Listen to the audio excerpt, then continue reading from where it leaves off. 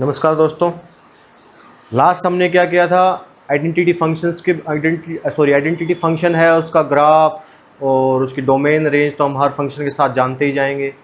फिर हमने constant function के बारे में पढ़ा, फिर हमने पॉलिनोमियल फंक्शन के बारे में पढ़ा, फिर हम पॉलिनोमियल फंक्शन का एक केस किया f(x = x²। अब हम करेंगे f(x = x³ का ग्राफ। फिर उसके बाद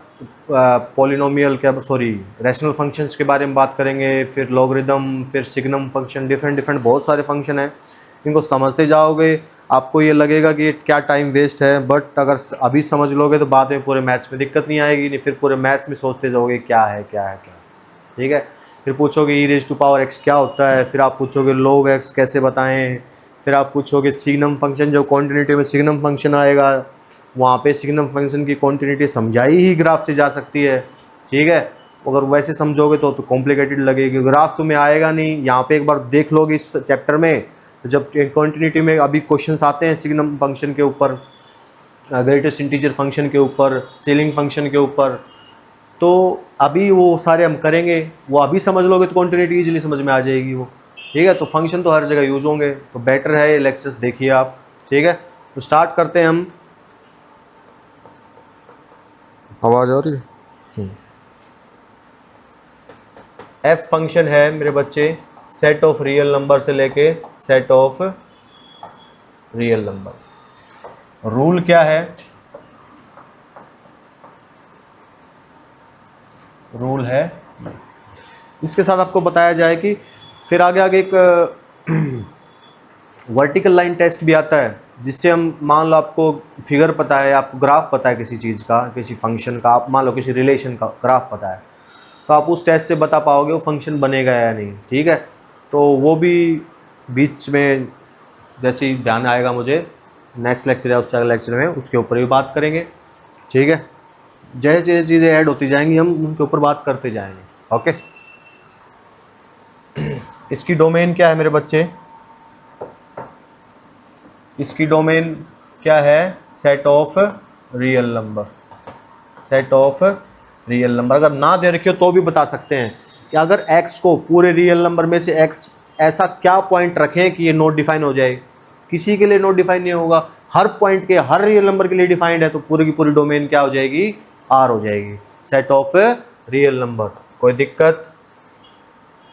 ठीक है, रेंज में आपको अभी बताऊंगा। रेंज भी अब देखो, पॉजिटिव वैल्यूज लेंगे तो पॉजिटिव आएगा, जीरो लेंगे तो जीरो आएगा, पर जैसे नेगेटिव वैल्यूज लेंगे तो नेगेटिव वैल्यूज आती जाएंगी। वैसे -1 का क्यूब -1, -2 का क्यूब -8 हो जाएगा, फिर -1.5 का भी क्यूब किया होगा, ऐसे सारी की सारी नेगेटिव वैल्यूज आ जाएंगी, सारी की सारी पॉजिटिव वैल्यूज आ जाएंगी। अभी आइडिया लगा रहे हैं, तरीका फिर बाद लास्ट में करेंगे ही जब क्वेश्चंस करेंगे। तो यहाँ पर रेंज क्या हो जाएगी इस फंक्शन के मेरे बच्चे? आइडिया के according heat and trial method से रेंज भी क्या हो जाएगी इसकी? Set of real number. Set of real number. कोई दिक्कत? फिर हम इसके ऊपर ग्राफ्स के ऊपर बात करें, इसके ग्राफ के ऊपर।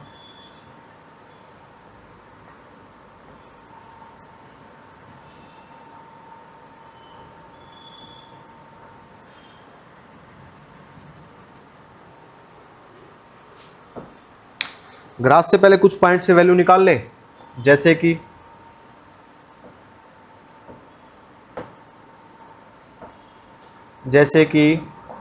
f0 पे वैल्यू क्या देगा? 0, f1 पे 1, f2 पे 8, f-1 पे -1, f-2 पे -8। तो हमें फ्री आइडिया मिल जाएगा क्या होगा। ये रहा 1, 1 2 3 4 5 6, 1 2 3 4 5 6 7 नेगेटिव लिया मैंने, हाँ। 1 2 3 4, 1 2 3 4 5 6 7 8 9, 1 2 3 4 5 6 7 8। ठीक है, यहाँ से पॉइंट क्या निकल के आया मेरे बच्चे? पॉइंट निकल के आया 0,0। यहाँ से पॉइंट आया, इनपुट है 1, आउटपुट है 1। यहाँ इनपुट है 2, आउटपुट है 8। इनपुट है -1 और आउटपुट भी है -1। इनपुट है -2, आउटपुट है -8। पहला पॉइंट देखो 0/0 ये रहा, फिर 1/1 ये रहा 1,1, फिर 2 पे 8 सीधा यहाँ आएगा, 2 पे सीधा 1 2 3 4 5 6 7 8। बीच में क्या निकालोगे 1.1 और वैसे करके निकालोगे, 2-4 पॉइंट और निकालोगे तो आपको एक ट्रैजेक्टरी दिखेगी।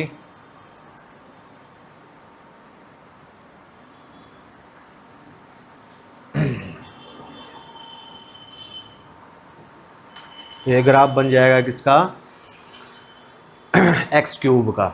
जैसे जैसे एक्स बढ़ेगा, जैसे एक एक्स एक्सिस था, जैसे जैसे एक्स इन्फिनिटी की तरफ जाएगा फंक्शन भी इन्फिनिटी की तरफ जाएगा। ठीक है, ये क्या था, वाई एक्स। जैसे जैसे एक्स माइनस इन्फिनिटी की तरफ जाएगा फंक्शन कहाँ जाएगा, क्योंकि यहाँ देखो इस एंड पे क्या होती है माइनस इन्फिनिटी, इस एंड पे होती है प्लस इन्फिनिटी, इस एंड पे प्लस इन्फिनिटी और इस एंड पे माइनस इन्फिनिटी।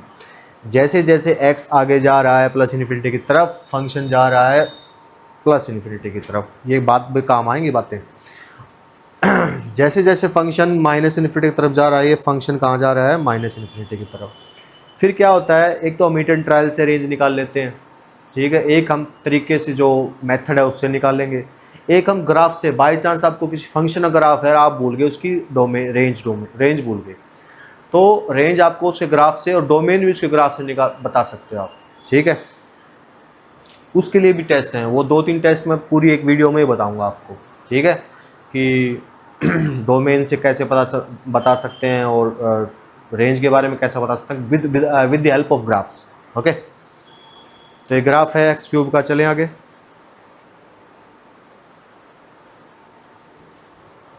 अगला क्या है, जल्दी स्क्रीनशॉट लो भाई।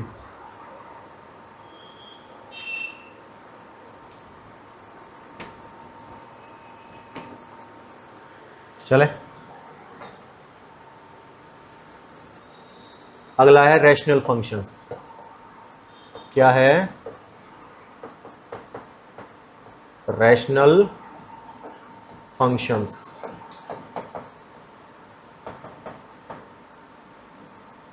रैशनल फंक्शन है एक, इसमें डिफाइन नहीं करेंगे, उसका एक रीजन है, बताता हूँ। डिफाइन कर भी देंगे तो इसमें डिफाइन जब हम करेंगे तो डिनोमिनेटर में भी एक फंक्शन आएगा, जैसे कि एफ एक फंक्शन है, किस फॉर्म में, यहाँ भी एक फंक्शन है, मतलब यहाँ पे भी एक पॉलिनोमियल है और नीचे भी एक क्या है, एच मान लेते हैं।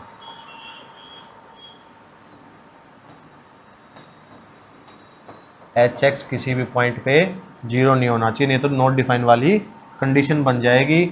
और G and H are polynomials, H are polynomials, yes और नो, एच और आर क्या हो जाएंगे, पॉलिनोमियल्स।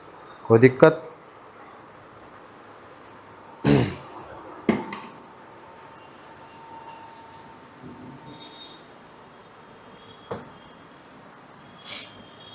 यहाँ पे भी एक पॉलिनोमियल है, नीचे भी एक पॉलिनोमियल है, तो उस फंक्शन को क्या बोलेंगे, रैशनल फंक्शन। तो एक बात बताओ, अब मुझे ये तो नहीं पता, इसकी सीधी बात ध्यान रखना, इसकी डोमेन क्या होगी, वो पॉइंट ढूंढो जिस पे एच 0 हो, जिन पॉइंट्स पे एच फंक्शन क्या दे दे, 0 मैप दे दे। ये फंक्शन है ना, जिन जिन पॉइंट्स पे ये फंक्शन 0 देगा, तो 0 देती है नॉट डिफाइन वाली कंडीशन आ जाएगी, तो पूरी रियल नंबर से वो पॉइंट हटा देंगे। ठीक है, और जो जिन जिन पॉइंट्स पे ये दोनों फंक्शन डिफाइंड नहीं है ऑलरेडी, तो वो भी क्या कर देंगे, हटा देंगे।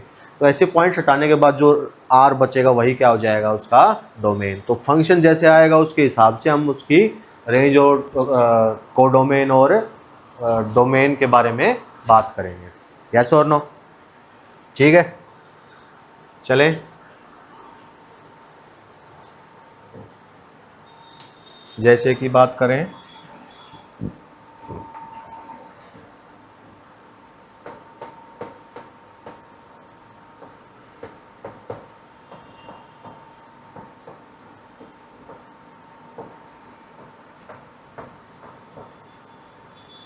रूल है f x is equal to, अगर मैं x not equal to zero रखूँ ना लिखूँ तो भी बात बनेगी, क्यों? डोमेन में तो जीरो वैसे ही नहीं है, फिर भी लिख देते हैं। देखो इस फंक्शन का ग्राफ मेरा फेवरेट ग्राफ है, कॉन्टिन्यूटी जब भी स्टार्ट करता हूँ मैं इसी फंक्शन के ग्राफ से स्टार्ट करता हूँ, ठीक है। तो इस ग्राफ ये क्या है कि काफ़ी चीज़ें एक ही ग्राफ के अंदर ही, एक ही ग्राफ से हम समझ पाते हैं कॉन्टिन्यूटी के बारे में, ठीक है। तो इसके ग्राफ के बारे में जानने के लिए पहले डोमेन बताएं हम। डोमेन क्या है मेरे बच्चे? थोड़ी देर पहले भी डिस्कस किया था मैंने ये। डोमेन क्या आएगी इसकी? डोमेन है सेट ऑफ रियल नंबर में से जीरो हटा दो भाई, यस और नो। और इसकी रेंज भी मैंने यही बताई थी। रेंज भी क्या है मेरे बच्चे इसकी? जैसे हिट एंड ट्रायल से देखें तो ऐसी x की कोई भी वैल्यू नहीं आएगी जिसके लिए फंक्शन 1/x जीरो हो जाए। 1/x जीरो कभी नहीं होगा, यस और नो, ठीक है। तो जीरो भी नहीं आएगी, कोई दिक्कत? तो जीरो कभी भी इमेज की फॉर्म में नहीं आएगी। और इमेज का ही कलेक्शन तो क्या पढ़ रहे थे हम? इमेज का कलेक्शन ही तो क्या है? इमेज का कलेक्शन ही क्या है मेरे बच्चे? रेंज। कमर टूट गई भाई, 2 मिनट बैठ के डिस्कस करते हैं, ये ऊपर हो जाएगी, ठीक है। देखना कभी गिर जाऊं।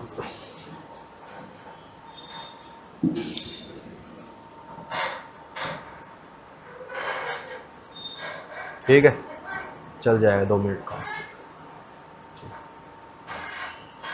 तो हम क्या पढ़ रहे थे? 1/x फंक्शन है, डोमेन बता दिया मैंने r माइनस, r में से जीरो हटा दिया, और रेंज भी क्या है? दोनों की सेम है इस फंक्शन की।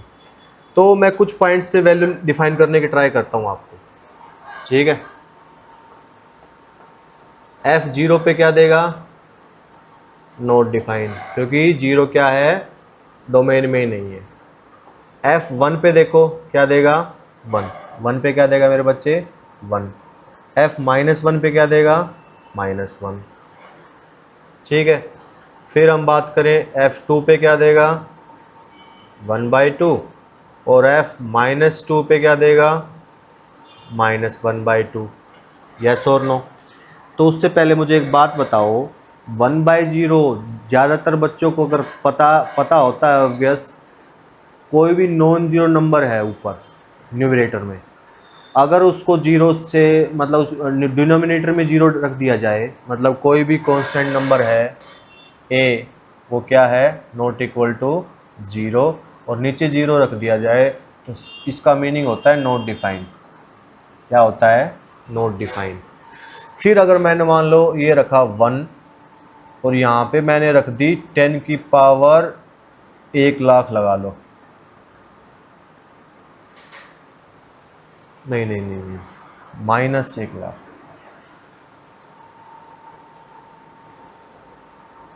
ठीक है। ये समझ में नहीं आएगा आपको, समझाता हूँ, एक सेकंड।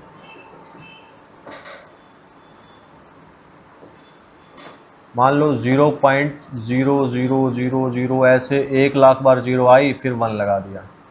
सभी बच्चे उसको 10 की पावर माइनस वाले को समझ नहीं पाएंगे, ठीक है। वो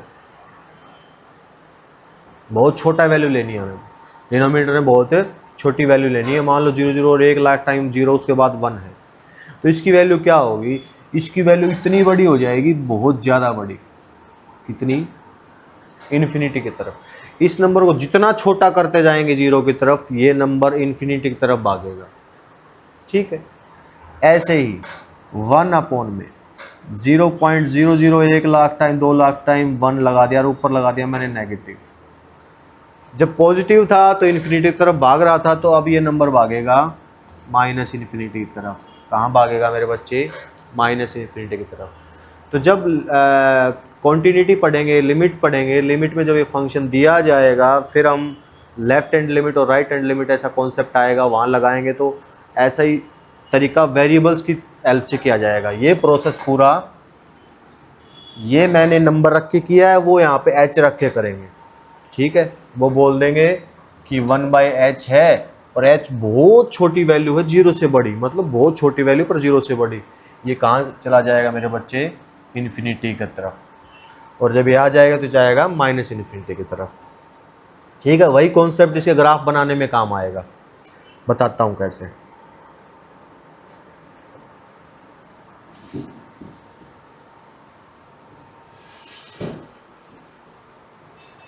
वीडियो में नहीं आ रही।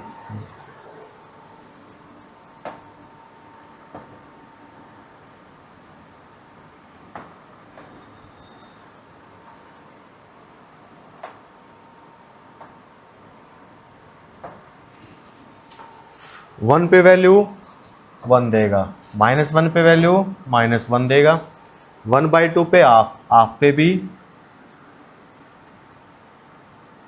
1 पे 1, सॉरी माई फॉल्ट।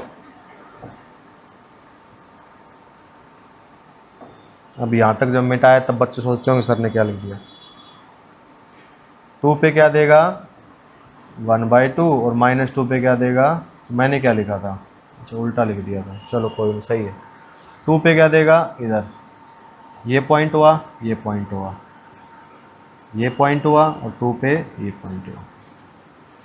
ठीक है, अब ये फंक्शन है, जब x की वैल्यू, यहाँ पे x की वैल्यू बढ़ रही है,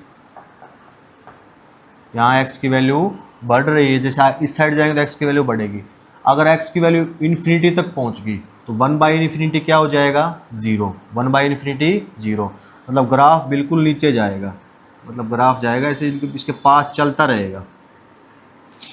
ठीक है, तो जैसे ही ये है 0, और यहाँ पे बहुत छोटी सी वैल्यू रखूँगा, मतलब 0.000001, इसे मिटाने के पहले मैंने बोला था 1 में 0.00001 कहाँ पहुँच जाएगी कहानी, प्लस इन्फिनिटी पे, और वाई एक्सिस पे प्लस इन्फिनिटी। देखो जब फंक्शन ग्राफ बनाते हैं हम तो f(x = y) तो लिखते हैं, तो जो x अप्रोच करने पे मैं बोलूँगा ग्राफ अप्रोच करा मतलब y की वैल्यू, तो जैसे 1 में 0.0001 रखेंगे तो y की वैल्यू पक जाएगी इन्फिनिटी पे, यस और नो।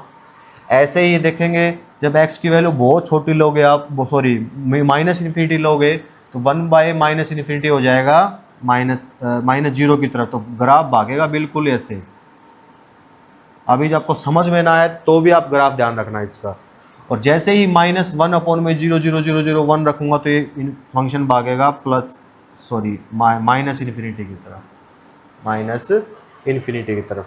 ये इसका ऐसा बनेगा और ये ऐसे बनेगा। ठीक है, कोई दिक्कत, देखो फिर आगे चलते हैं।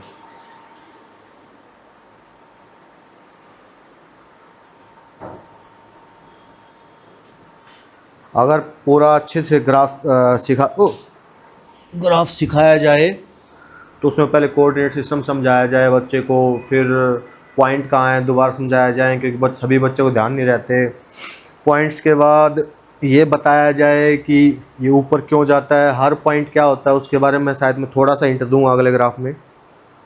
ठीक है, थोड़ा सा आपको मैं समझाने की कोशिश करता हूँ कोई भी जनरल फॉर्मूले की हेल्प से। चलें आगे, ताकि थोड़ी सी आपको अंडरस्टैंडिंग बनते रहे ग्राफ की।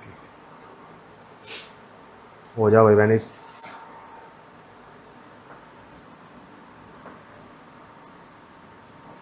ऐसा x² का ग्राफ था, ये मान लिया मैंने 1 है, क्या है 1, ये किसकी वैल्यू है, x की, क्या है बाबू, x की वैल्यू। फंक्शन माना f(x = x², मैंने फंक्शन में वैल्यू रखी है x की 1, x की 1 तो नहीं, 1 पे चलो ठीक है 2 रख लेते हैं, 2 की वैल्यू क्या आई 4, तो ग्राफ ऐसे नहीं बनेगा।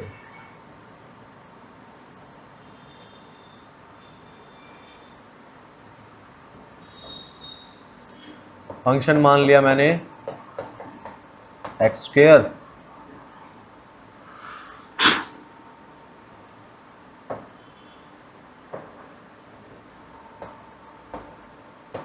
और f2 पे वैल्यू देगा 4, f2 पे वैल्यू देगा 4, ये है 1, ये है 2, किसकी वैल्यू, x की वैल्यू, और 4 दिया है मतलब इसी को हम क्या बोलते हैं, y। क्या बोलते हैं मेरे बच्चे, y। तो y की वैल्यू हो जाएगी 4। 1 2 3 4 यहाँ मान लेता हूँ, ठीक है। x की वैल्यू ये थी, y की वैल्यू 4 आई। तो ये पॉइंट होता है, जनरल पॉइंट क्या होता है, x कोमा एफ एक्स। तो ये पॉइंट बन जाएगा बेटा 2 कोमा 4। 2 क्या था, इनपुट था, और 4 क्या था, उसके ऊपर इमेज, उसके ऊपर इमेज। तो ये सारे के पॉइंट क्या होते हैं, सारे x कोमा एफ एक्स होते हैं। अब एक बात बताओ, जैसे जैसे आगे x बढ़ेगा, जैसे जैसे x कहाँ जाएगा मेरे बच्चे, इन्फिनिटी की तरफ जाएगा। तो एक ग्राफ ऊपर जा रहा है, तो ऊपर ग्राफ ऊपर जाने का मतलब है कि पूछ रहा है जब x इन्फिनिटी पे जाएगा तो y कहाँ जाएगा। तो इन्फिनिटी पे ग्राफ बहुत ऊपर मिलेगा, कहाँ मिलेगा, यहाँ बहुत ऊपर, इनफाइनाइट पे यहाँ पे मिलेगा। और मैं अगर मैं उसकी y वैल्यू चेक करूँगा, वो भी कहाँ होगी, इन्फिनिटी के ऊपर। तब बोला जाता है कि x इन्फिनिटी पे गया तो फंक्शन भी इन्फिनिटी पे जाएगा। और फंक्शन इन्फिनिटी पे जाने का मतलब क्या है, y इन्फिनिटी पे जाना। और y इन्फिनिटी पे जाना, आप सोचोगे y इन्फिनिटी कैसे जा रहा है, y के ऊपर तो कुछ है ही नहीं। अरे भाई, जो y की वैल्यू है, ये y की वैल्यू ली तो यहीं पे थी, ये तो डिनोट करना, ये पॉइंट डिनोट करने के लिए यहाँ लिखा था। तो ये 4 वैल्यू है तो यहीं, तो ये x कहने का मतलब है इस एफ एक्स में। जैसे ही x इन्फिनिटी जाएगा तो मुझे बताओ एफ एक्स कहाँ जाएगा, मतलब एफ एक्स का मतलब y कहाँ जाएगा, फंक्शन का एफ एक्स का मतलब y कहाँ जाएगा। और इसमें x इन्फिनिटी जाएगा तो y भी इन्फिनिटी जाएगा। कोई दिक्कत, कोई समस्या, स्क्रीनशॉट लो, आगे चलेंगे।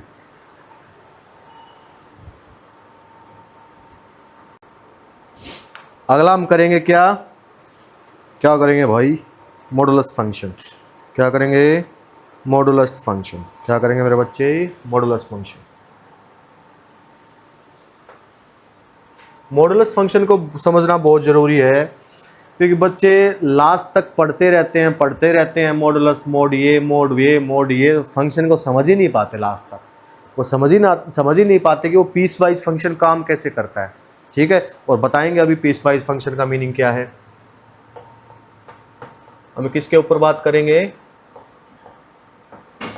Modulus function. किसके ऊपर बात करेंगे बाबू, मॉडुलस फंक्शन, ठीक है। फंक्शन डिनोट किया जाता है, ध्यान से, पहले तो डिनोटेशन, जो नोटेशन है उसी को ध्यान से समझना, f x is equal to mod x, ठीक है। फिर उसके नीचे लिखा मिलेगा आपको बुक में ऐसे,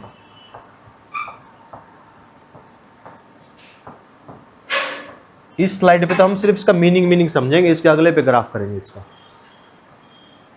जैसे ही ऐसे ब्रैकेट दिख जाए समझ लो पीस वाइज फंक्शन बोलते हैं, जहां पे डोमेन के डिफरेंट इंटरवल पर, डोमेन के डिफरेंट हिस्सों पे फंक्शन के मतलब डिफरेंट फंक्शन की तरह ऑपरेट करेगा। जैसे कि मैं समझाता हूँ, यहाँ पे तुम्हें x लिखा मिलेगा जब यहाँ पे x ग्रेटर देन 0 होगा, यहाँ पे -x मिलेगा जब x लेस देन 0 होगा। अब इसका मीनिंग समझते हैं, ये लिख तो देते हैं ऐसे, ये क्या लिख तो देते हैं, पर बच्चे बोलेंगे सर लिख तो दिया, समझ में तो नहीं आया। समझाते हैं भाई, उसका मीनिंग क्या है कि एफ एक्स की वैल्यू, अभी तो रूल ही है ये, एफ एक्स की वैल्यू x आएगी, कब आएगी अभी बताते हैं। एफ एक्स की वैल्यू x आएगी जब x की वैल्यू, ये मतलब क्या है, ये है इनपुट, क्या है मेरे बच्चे, ये इनपुट। और इनपुट कहाँ से होते हैं, इनपुट होते हैं डोमेन से, इनपुट होते हैं डोमेन से। और इस फंक्शन की डोमेन है सेट ऑफ रियल नंबर से सेट ऑफ रियल नंबर, ठीक है। तो f x is equal to x की तरह काम करेगा, कब काम करेगा, जब इनपुट क्या हो, जब इनपुट 0 या 0 से बड़े हों, जब इनपुट 0 या 0 से बड़े हों। x यहाँ पे जब x की वैल्यू 0 या 0 से बड़ी रखोगे तो f x is equal to x काम करेगा, ये काम करेगा ऐसे। एंड एंड क्या भाई, f x is equal to minus x, f x is equal to minus x काम करेगा फंक्शन जब एक्स की वैल्यू लेस देन ज़ीरो होगी, जब इनपुट की वैल्यू लेस देन ज़ीरो होगी। जब यहाँ पे एक्स की वैल्यू लेस देन ज़ीरो रखेंगे तब ये ऐसे काम करेगा। अब तुम्हें क्या है, ये तो नोटेशन याद रख लो तुम, और ध्यान तुम ऐसे रख लो, ठीक है। और ये आपको लास्ट तक ध्यान होना चाहिए इसका मीनिंग। इस पीस वाइज फंक्शन का क्या है, ऐसा मीनिंग था, इसको एक साथ लिखने के लिए ऐसा लिख दिया। इस फंक्शन का मीनिंग क्या था, ये कि f x is equal to x होगा कब, जब एक्स की वैल्यू ग्रेटर देन से लेस देन जीरो होगी। F x is equal to minus x होगा जब एक्स की वैल्यू लेस देन जीरो होगी। एक्स की वैल्यू की बात करें मतलब ये किसकी ये बात कर रहा है, इनपुट की बात कर रहा है मेरे बच्चे। किसकी बात कर रहा है ये, इनपुट की। किसकी बात कर रहा है, इनपुट। और इनपुट कहाँ से होता है, इनपुट होता ही डोमेन से है।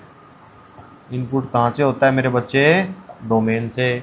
तो एक बार इस फंक्शन को समझो पहले, तो लिखेंगे ऐसे, ठीक है।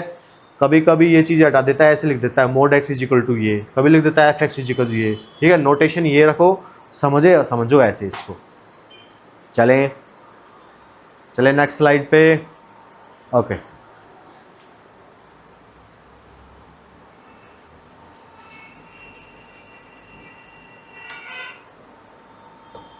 तो अब मोड एक्स से हमने क्या समझा, f x is equal to x जब एक्स की वैल्यू ग्रेटर देन जीरो हो।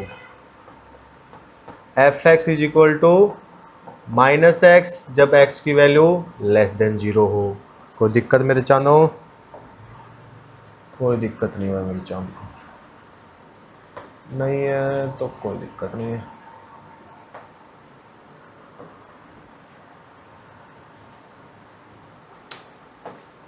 अब देखो भाई शेर खानो ध्यान देना बेटा। यहाँ पे मैं निकालता हूँ f0।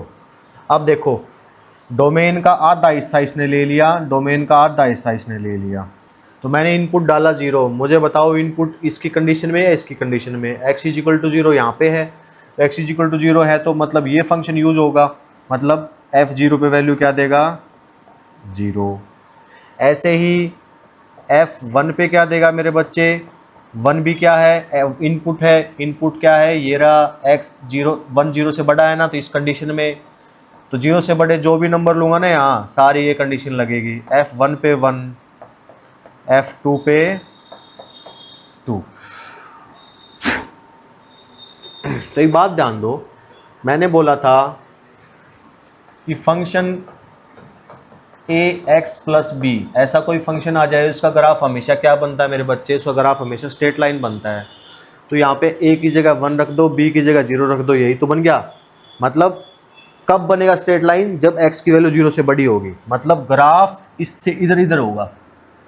ग्राफ इससे इधर कैसा ग्राफ होगा, ऐसा f x is equal to x. और ये ग्राफ याद रखो, आइडेंटिटी फंक्शन वाली बात हो रही है, फिर भी मैं भूल जाता हूँ उस चीज़ को। ये पॉइंट निकालो ज़रा, 0,0, और लाइन के लिए मुझे 2 ही पॉइंट चाहिए बस, 1,1 यहाँ आ जाएगा, 2,2, 1,1 ये रहा, 2,2 ये रहा, 3,3 ये रहा, 0,0 ये रहा। तो x से आगे जब x की वैल्यू 0 से बड़ी होगी, यहाँ क्या है, x की वैल्यू 0 है, 0 से बड़ी। अगर डायरेक्ट सर्कल बना दूँ मतलब ये पॉइंट इंक्लूड है, ठीक है। x की वैल्यू 0 0 से बड़ी यहाँ होती है, उसके लिए ग्राफ होगा ये, ठीक है।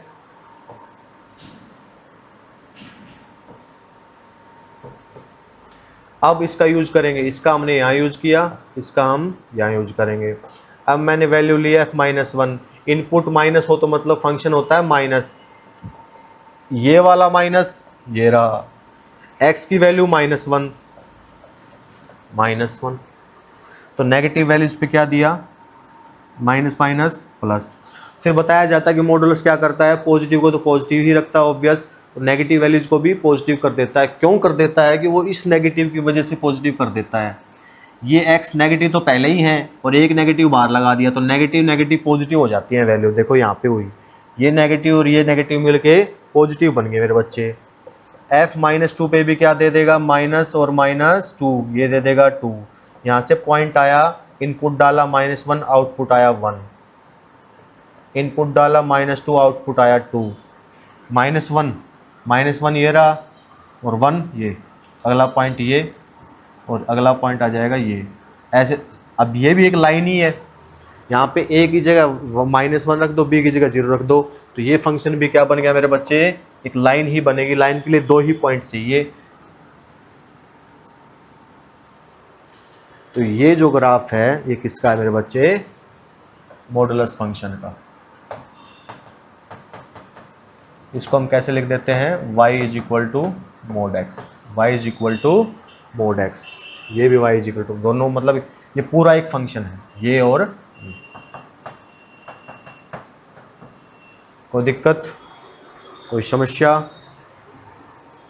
अब इसकी कुछ प्रॉपर्टीज़ पे बात करेंगे, तब तक स्क्रीनशॉट लो।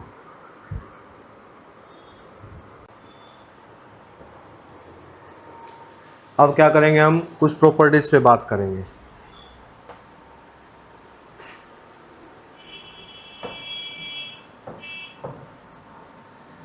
तो जब इस चीज़ को क्या बोला गया कि mod x हमेशा ग्रेटर देन इक्वल टू 0 देता है।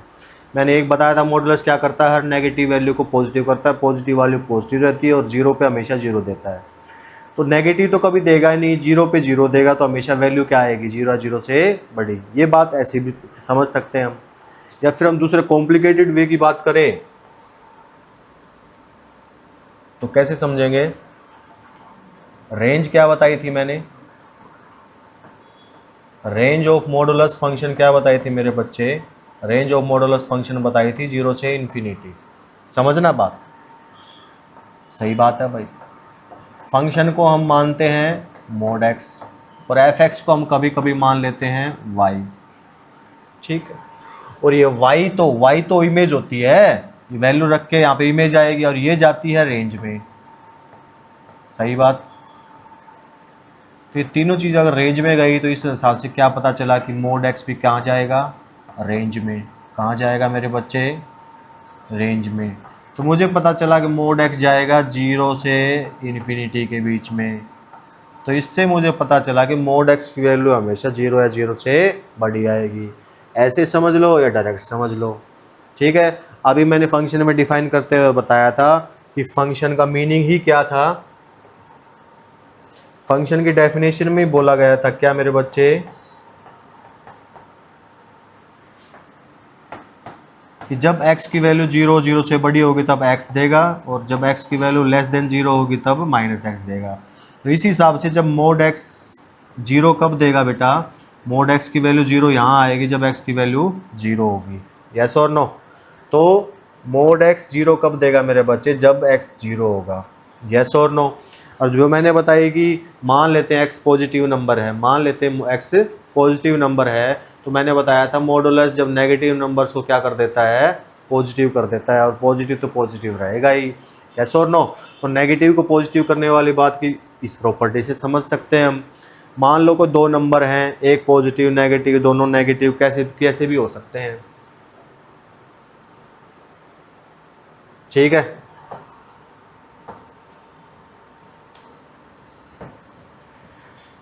x मान लिया मैंने -2 और y मान लिया मैंने 3।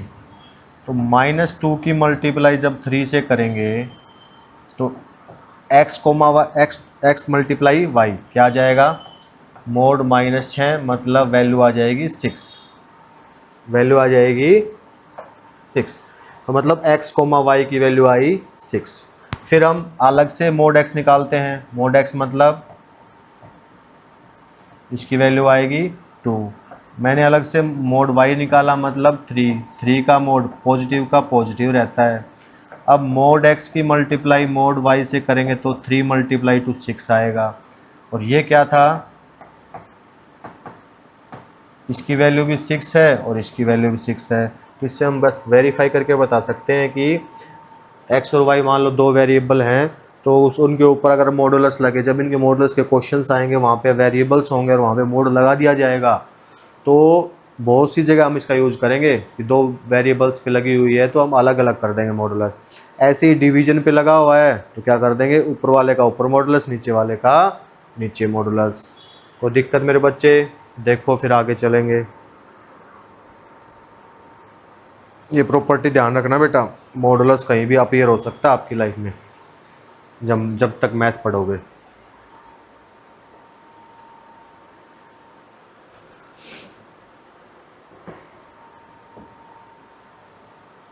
फिर है काफ़ी फेमस है ट्रेंग, कहाँ मर गया भाई? अरे अरे ऐसे मत करो भाई। काफ़ी फेमस क्या है? Triangle inequality. ये क्या कहती है, अगर दो वेरिएबल हैं एक्स और वाई, अगर उनका सम करके पूरे का मॉडुलस किया जाए तो किससे छोटा होगा? एक्स का सेपरेटली कर दो, वाई का सेपरेटली कर दो। इसको अगर वेरीफाई करके देखें, मैंने एक्स को माना -3 और वाई को मान लिया मैंने 2 मान लिया, 2 तो नहीं, इसको -4 मान लेता हूँ मैं, -4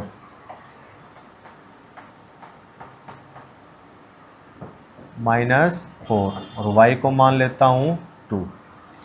तो हम लेफ्ट हैंड साइड निकालें, x प्लस वाई क्या आएगा? -4 + 2 क्या आया? मॉडुलस में -2 क्या आई वैल्यू? 2। कोई दिक्कत? फिर निकालता हूँ मोड x आएगा -4 का मोड, ये आ जाएगा 4। फिर मैंने निकाला मोड y आएगा मोड ऑफ 2, ये आएगा 2। फिर मुझे राइट हैंड साइड निकाली, राइट हैंड साइड क्या है? Mode x plus mode y, 4 + 2। तो इससे क्या पता चला कि x प्लस मोड y इसकी वैल्यू क्या है? 2, इसकी वैल्यू है 6, इसकी वैल्यू क्या है? 6। तो इन दोनों से हम देख सकते हैं क्या,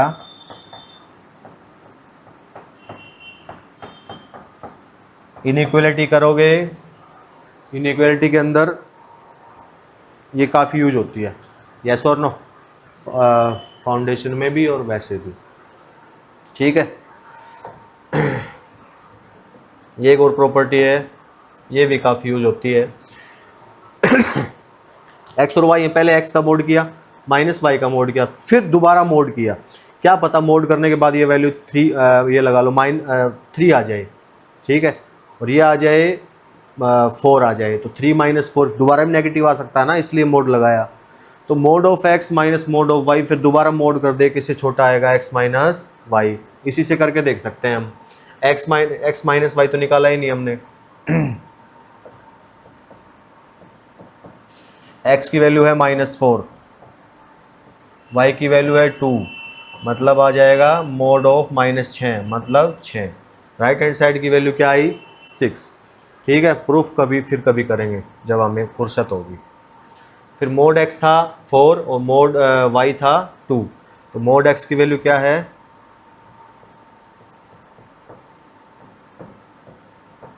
मोड x की वैल्यू क्या है मेरे बच्चे?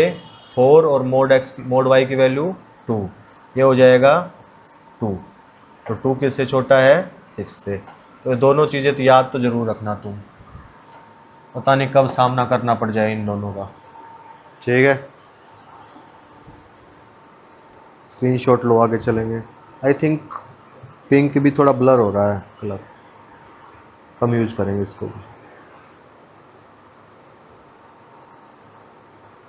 चलें,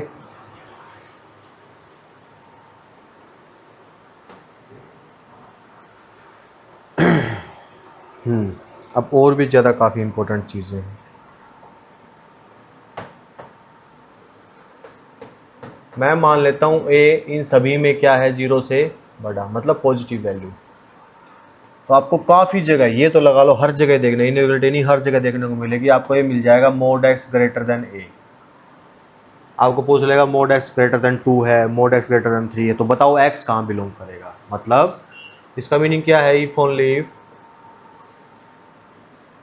सॉरी पहले वो दूसरा वाला करते हैं। पहले मिलेगा mode x less then a, if only if, इसका मीनिंग क्या है कि x की वैल्यू -a से बड़ी है और a से छोटी, यस और नो।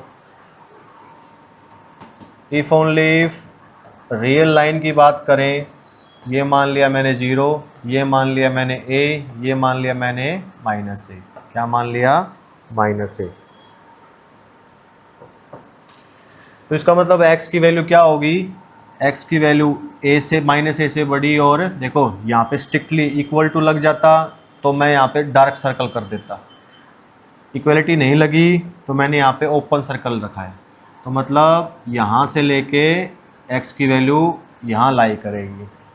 ये तीनों चीज़ ये भी काम आएगी जब आप इनइक्वलिटी में काम करोगे। ठीक है, इनइक्वलिटी में ऐसे ही काम नहीं होता, सब चीज़ जोड़ी होती हैं। ठीक है, अगला क्या है?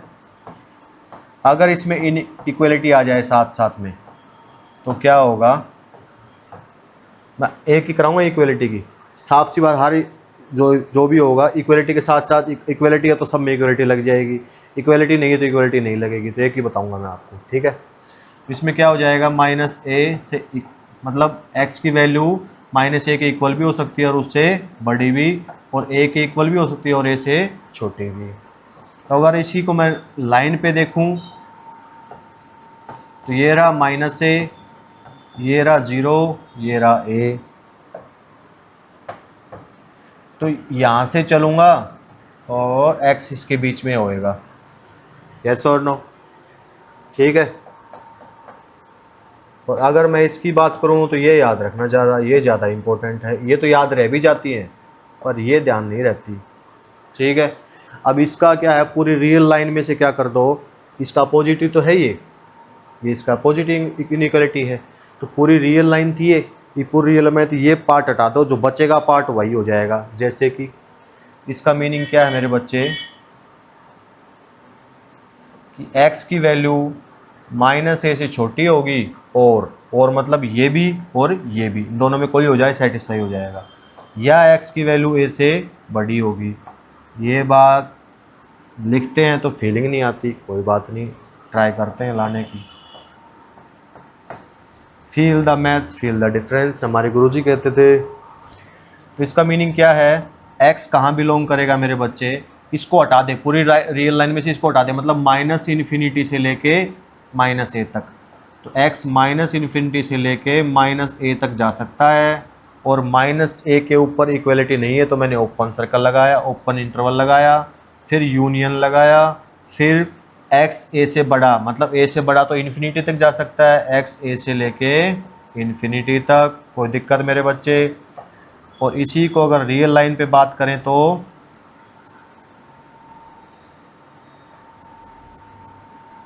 रियल लाइन पे बात करें तो मेरे बच्चे ये हो गया -a, ये हो गया a, ये हो गया 0। तो क्या हो गया भाई? 0 हो गया। तो मतलब यहाँ से लेके इन्फिनिटी तक, यहाँ से लेके इन्फिनिटी तक, कोई दिक्कत? इसका मीनिंग अब जो ऐसे यूज करना है, अरे भाई क्या करके मान लोगे? तो ऐसे यूज करना है, ऐसे यूज करना है, ऐसे यूज, कैसे यूज कर लो चले। और जब इक्वलिटी लग जाएगी, इसमें इक्वलिटी लगती, यहाँ पे इक्वलिटी लग जाएगी, यहाँ पे इक्वलिटी लग जाएगी, यहाँ पे क्लोज इंटरवल, यहाँ पे क्लोज इंटरवल, यहाँ पे डार्क सर्कल, यहाँ पे डार्क सर्कल। यस और नो? कोई दिक्कत? चलो स्क्रीनशॉट लो, फिर चलते हैं आगे।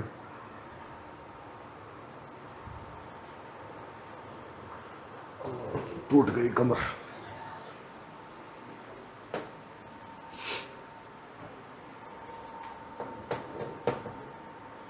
अगर x² लेस देन a² हो, इसका मीनिंग क्या है मेरे बच्चे कि x क्या है?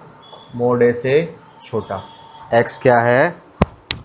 mod a से छोटा। मच्छरों ने पी लिया। ठीक है, तो अब यहाँ पे मुझे नहीं पता a क्या है। अगर a को मैं पॉजिटिव लूँ तो यहाँ पे mod की जगह है सिर्फ a लिख दूंगा। इसका मीनिंग क्या है? इसको एक नंबर ही तो समझो। इसको मैं इस पूरे को मैं b मान लूँ तो पिछले वाली एज इट इज लग जाएगी। इसका मतलब x की वैल्यू mod ऑफ इससे बड़ी है और mod ऑफ a से छोटी। कोई दिक्कत? इक्वलिटी लग जाए तो इक्वलिटी लगा देना साथ में। ठीक है, वो पढ़ लेते हैं पर ये रह जाती है, इनका ध्यान रखना तुम। mod of x greater then a, इसका भी बताया था मैंने, क्या मेरे बच्चे, x less then sorry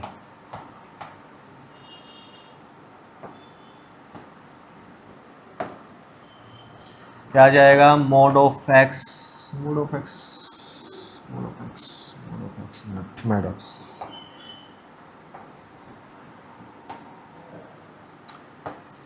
x less than mod of minus a और x greater than mod of a, yes और नो। इसको हम ऐसे भी लिख सकते हैं, x belongs to minus infinity से लेके mod of minus a union mod of a से लेके इन्फिनिटी तक। बुक्स में आप कभी सर्च करोगे कभी इंटरनेट पे, तो यहाँ पे अगर मोड ना मिले तो समझ जाना वो ए को पॉजिटिव लेके चल रहा है, ठीक है। फिर बहुत मच्छर हो गया है, पता नहीं आते कहाँ से, मेरे को ये समझ नहीं आती।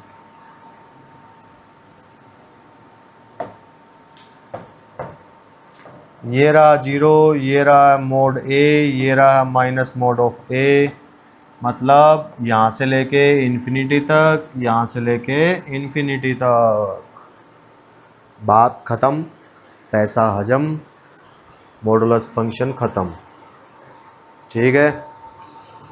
तो मॉडुलस फंक्शन का ग्राफ किया हमने, मॉडुलस फंक्शन की डोमेन किया, रेंज किया, प्रॉपर्टीज़ की, ठीक है। कोई दिक्कत? एक चीज़ और करेंगे, एक बार देखो, चले।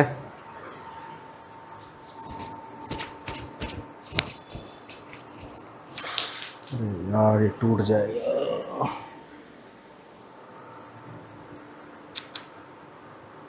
टूट ही गया।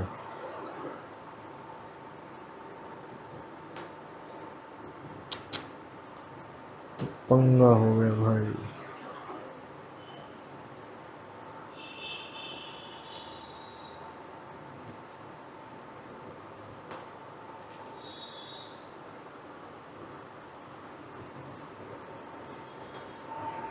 चलो अभी देखते हैं फिर इसको करते हैं सेट।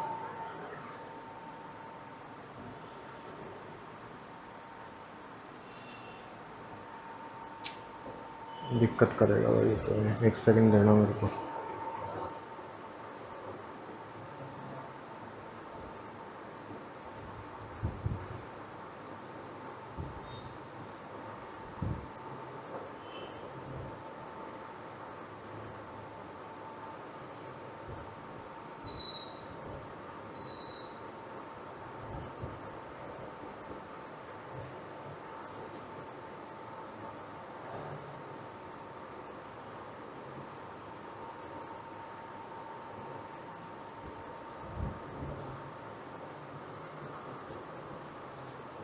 नहीं होगा भाई, ठीक।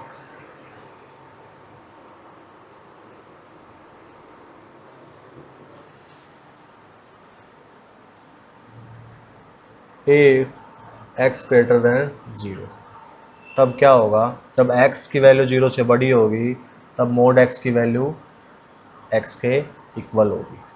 ये लगती सिंपल चीज़ें पर कभी कभी यूज हो जाती हैं। जब x की वैल्यू लेस देन 0 होगी तो उस केस में x की वैल्यू मोड x से छोटी होगी। द एंड तो नहीं है टॉपिक का अभी, ठीक है। तो अभी नेक्स्ट में मिलेंगे जहाँ पे हम सिग्नम फंक्शन, सीलिंग फंक्शन और अभी 4-5 फंक्शन और बचे हैं, उनके बारे में 1-2 लेक्चर और बनेगा, उसके बारे में बात करेंगे, ठीक है। Tata bye bye.